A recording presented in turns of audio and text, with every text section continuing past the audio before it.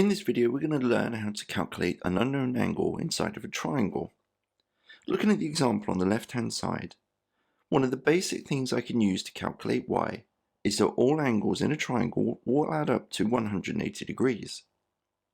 So I can create an equation containing y, that y plus 55 plus 43, the three angles inside of this triangle, must add up to 180 degrees. 55 plus 43 is 98.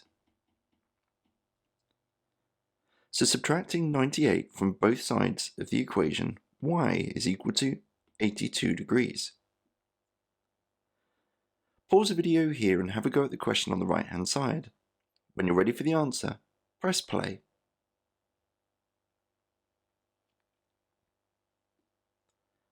So knowing that all angles inside of a triangle add up to 180, y plus 50 plus 39 will equal 180 degrees. 50 plus 39 is 89. And subtracting 89 from both sides, I can find out that y is equal to 91 degrees.